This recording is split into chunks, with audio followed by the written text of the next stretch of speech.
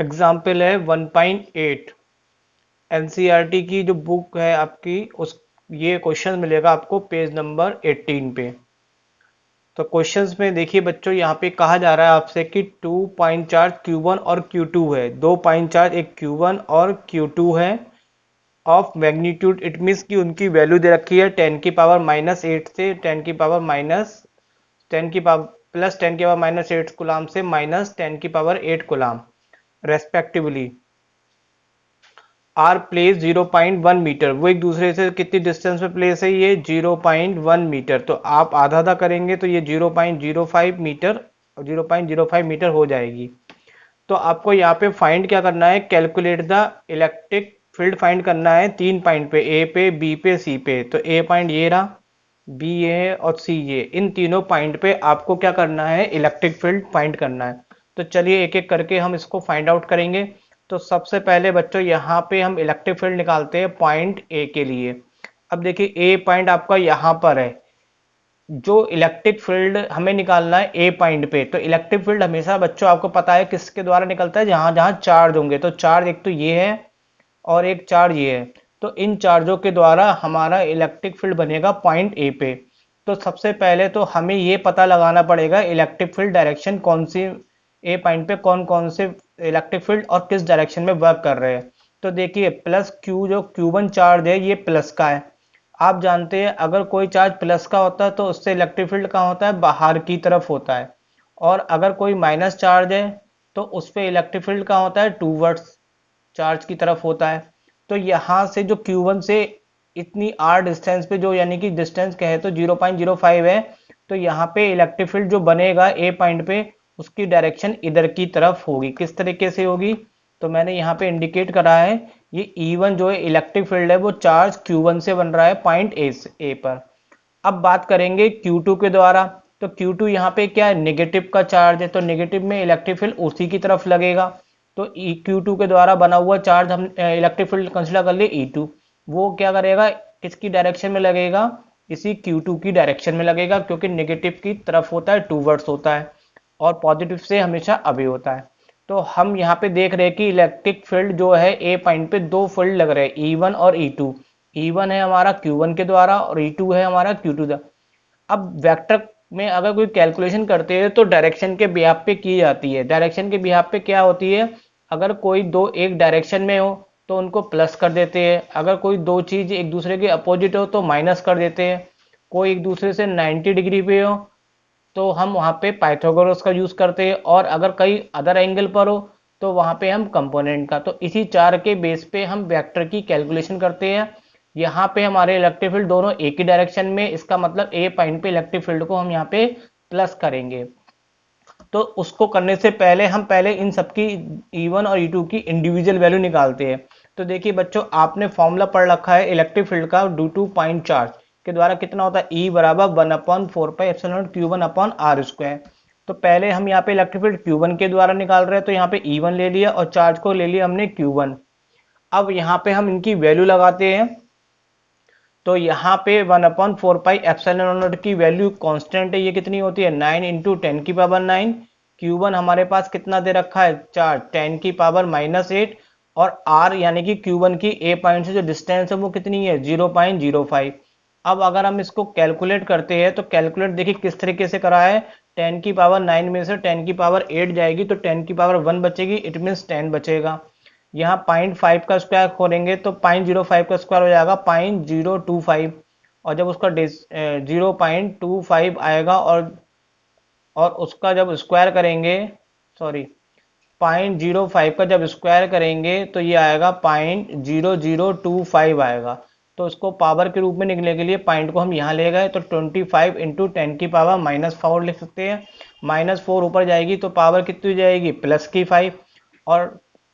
और यहाँ पे फिर 25 को अगर हम 9 से डिवाइड करेंगे तो आंसर आएगा 0.36। तो ये 10⁵ हो गई। अब हम डेसिमल को एक प्लेस अगर इधर शिफ्ट करते हैं तो हमारी एक पावर कम हो जाएगी। तो यहाँ पे इलेक्ट्रिक फील्ड E1 की जो वैल्यू है वो आ जाती है 3.6 इंटू 10⁴। अब बच्चों देखिए E2 की जब वैल्यू निकालेंगे तो चार्ज सेम है, चार्ज देखिए माइनस और प्लस से कोई फर्क नहीं पड़ता, वेक्टर क्वांटिटी में केवल मैग्नीट्यूड लगाया जाता है। तो 10 की पावर -8 कूलाम चार्ज यहाँ पर भी है और डिस्टेंस भी सेम है। तो बिल्कुल सिमिलर वे में हम ये करते आएंगे तो हमारे पास E2 की जो वैल्यू है वो यही कैलकुलेट होके आ जाएगी, तो उसको करने की दोबारा जरूरत नहीं है हमें। अब देखिए यहाँ पे दोनों इलेक्ट्रिक फील्ड एक ही डायरेक्शन में है, तो इसका मतलब ए पॉइंट पे जो इलेक्ट्रिक फील्ड होगा वो दोनों E1 और E2 का क्या होगा, सम हो जाएगा। तो अब इन दोनों की वैल्यू लगा देते हैं। तो यहाँ पे मैंने E1 और E2 दोनों की वैल्यू लगा दी, दोनों को प्लस कर लेंगे तो कितना आ जाएगा 7.2 इंटू 10 की पावर 4 न्यूटन पर कूलाम। तो ये हमारा पॉइंट ए पे क्या आ गया, इलेक्ट्रिक फील्ड आ गया। अब हम बात करेंगे पॉइंट बी की। अब हमें कहाँ पे निकालना है, बी पे इलेक्ट्रिक फील्ड निकालना है। तो बी पे इलेक्ट्रिक फील्ड निकालने के लिए अब बी पॉइंट हमारे पास यहाँ है, तो ये वाला जो चार्ज है वो इलेक्ट्रिक फील्ड लगाएगा लेकिन इस डायरेक्शन में अवे होगा, क्योंकि पॉजिटिव से क्या होता है, अवे। तो यहाँ पे जो बी पॉइंट पे Q1 चार्ज के द्वारा को दो ही चार्ज है तो दो ही इलेक्ट्रिक फील्ड बनेंगे। Q1 के द्वारा जो इलेक्ट्रिक फील्ड बन रहा है E1 वो इधर की तरफ होगा, और जो Q2 के द्वारा इलेक्ट्रिक फील्ड बनेगा E2 वो उसी की तरफ होता है।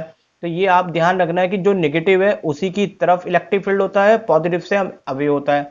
अब देखेंगे यहाँ पे जो बी पॉइंट पे इलेक्ट्रिक फील्ड निकले उस पे दोनों फील्ड की डायरेक्शन एक दूसरे के अपोजिट है, तो फाइनल जो रिजल्ट आएगा दोनों को माइनस करने से आपको मिलेगा। उससे पहले हम E1 और E2 की वैल्यू निकालते हैं। तो देखिए पहले E1 की निकालने के लिए हमने चार्ज और डिस्टेंस ये वाली लेंगे, तो फॉर्मूला फिर से वही ले लिया। अब यहाँ पे अगर वैल्यू लगाते हैं तो वही 1/4 की वैल्यू 9 इंटू 10 की पावर 9। Q1 जो चार्ज है वो 10 की पावर -8 दे रखा है, और यहाँ पे जो हम डिस्टेंस लगाएंगे Q1 से B तक की लगाएंगे तो कितनी है 0.05। तो ये बिल्कुल सिमिलर कैलकुलेशन देखे तो ये बिल्कुल इसी की तरह है, जिसका आंसर कितना आया था 3.6 इंटू 10 की पावर 4। तो ये अभी हमने कैलकुलेट ही करा था। अब हम यहाँ पे दूसरा चार्ज निकालेंगे, दूसरी इलेक्ट्रिक फील्ड की वैल्यू निकालेंगे E2।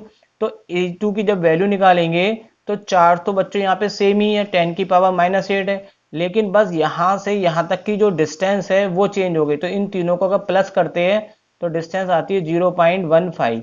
तो बस ऊपर वाले फॉर्मूले में केवल डिस्टेंस का डिफरेंस होगा, तो 0.15 का स्क्वायर आ जाएगा, और जब इसको आप कैलकुलेट कर लेंगे तो ये कैलकुलेट होके आ जाएगा 4 इंटू 10 की पावर 3। लेकिन यहाँ पे हमें दोनों को माइनस करना है तो पावर सेम होनी चाहिए, तो 10 की पावर 3 को हम 10 की पावर 4 बना लेते हैं। तो 4 बनाने के लिए डेसिमल को हम इधर ले गए तो पावर एक बढ़ जाएगी, तो ये 4 हो गया। अब हमें क्या निकालना है, बी पॉइंट पे इलेक्ट्रिक फील्ड निकालना है। तो बी पॉइंट पे जो इलेक्ट्रिक फील्ड है वो दोनों को सब्ट्रैक्ट करके निकाला जाएगा। बड़ा कौन है आपका, E1 है, तो दोनों को सब्ट्रैक्ट करने से उसकी वैल्यू लगा दी। E1 की आपके पास ये रही 3.6 इंटू 10 की पावर 4, और E2 की वैल्यू हो गई 0.4 इंटू 10 की पावर 4।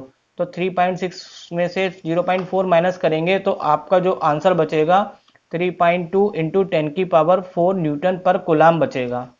तो बच्चों यहाँ पे ये हमारे पास बी पॉइंट पे इलेक्ट्रिक फील्ड आ चुका है और ए पॉइंट पे।